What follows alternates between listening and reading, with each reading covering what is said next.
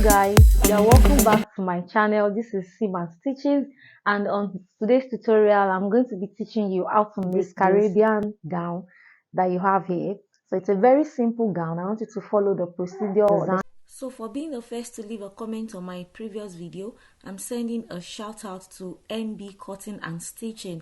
Thank you very much for supporting, guys. I want you to follow and subscribe to our channel. She has loads of videos that will benefit you. Okay, so the first thing you take is your measurements.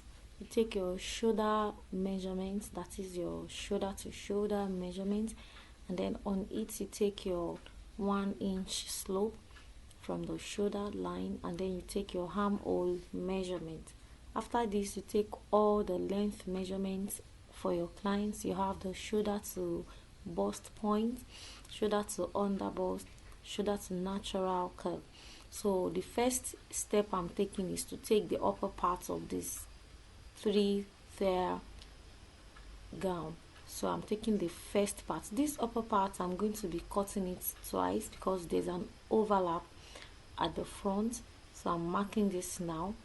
You mark all the length measurements, after which you mark the round measurement. So here you have your neck measurements, your neck width and your neck depth. For this I used my neck width 3 inches, and for the neck depth I used 3 inches as well, even though I didn't cut out the 3 inches because I made a slant at the front of the top. So that okay there. So I'm marking out the armhole curve.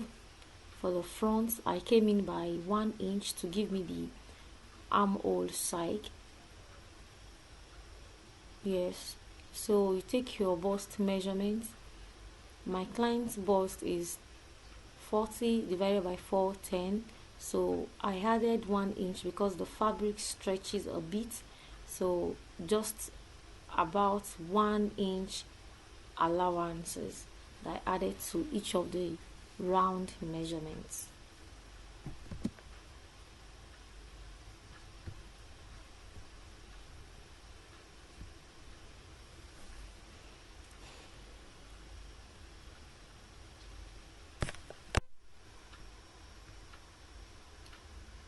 So now I'm cutting the back piece. I just place the front piece on my folded fabric to make it easier for me, and I just marked and cut the back.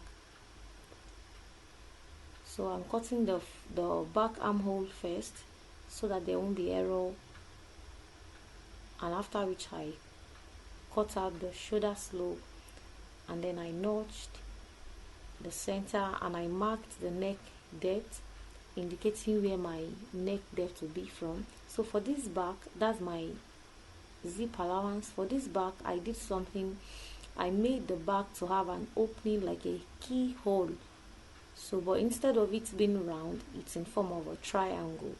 So you're going to see what I'm just going to do. I marked 1.5 inch for my neck depth, and then from there I marked out 6 inches, and then I marked out the 1 inch for the triangle. So that's the triangle that you have there. And then now I'm going to cut the second part of my top. You know, I told you that this top is going to be having an overlap, so I just cut out the armhole for the top, and then I notched the center piece to indicate where my midpoint is. And so now I'm going to be placing the two pieces together in order to help me to mark out the slant for the overlap. So I placed them right side facing each other, so that right about there I'm marking out the other part of the neck, and then I take my ruler to mark out the slope, the slant at the center. So I marked from the side, I marked 2 inches, and it is on that 2 inches that I connected my front slope to. So, and now I'm cutting it. Just mark, yours might be deeper than mine, not necessarily as close as this. You can make yours to be deeper depending on the style you want, and there you have it, your overlap. It's just simple as ABC. So right now I'm cutting the sleeve For this sleeve pattern, I'm going to be cutting a bell sleeve, and the bell sleeve has a slit at the middle. So there's a slit from the wrist to the elbow. So right there I marked my cap height. To get your cap height, to divide your bust by 2. To understand this, please watch my previous video on the basic sleeve pattern. And then I marked my elbow points, and I also marked my sleeve length. After that, I divided in order to help me cut the front armhole and the back armhole. Then I marked the round sleeve for the elbow points, and then I connected it out to give me a triangular shape like the bell. So, and there you have it, your bell sleeve. And now I'm cutting it out. Very easy to make. I'm cutting the back armhole first. Then I'm going to place it open, right side facing each other, and I'll cut out the front armhole. So at this point, I'm already working on the bottom part of my gown. So I divided the length from the waist or the high waist to the full length. It's a long gown, so I divided it into 3, and I did it in such a way that the first layer is short, the middle So I layer went ahead is to join long, and the last layer the is 3 layers together. This is the first layer, which is at the top. I've joined it to this. If you notice, I overlocked. You see this, I overlocked the hem. Instead of pressing it in, I decided to overlock it to make it look more beautiful. And then I joined the first layer to the middle layer and the last layer. Now if you look at it, this last layer is fuller than the middle layer, and the middle layer is fuller than the top layer. That was what I was explaining when I was cutting it. So I decided to make it more full at the base, so that it will be like a cone. It will give you a cone-like shape. So right after that, I'm going to be joining these to the main bodies, the top bodies of the design.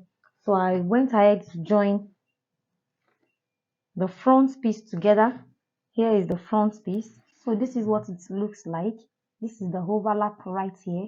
I have joined the shoulders, the 2 shoulders, and I have joined it at the sides. This is the left side and this is the right side. So I decided to join both overlap together to avoid confusion. So it's now in one piece.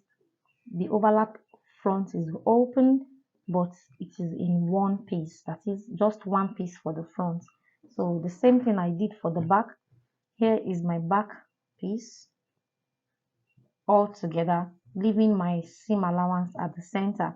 So this is my triangular shape that I said it's going to be having, and here I'm going to be connecting it with a rope to tie the neckline. So this is what it's going to be looking like when I'm done. The keyhole that I told you about, this is what it's going to be looking at. So the next thing I'm going to be doing now is to join the lower part to the upper part of this dress. So I'm just going to take this all the way, all the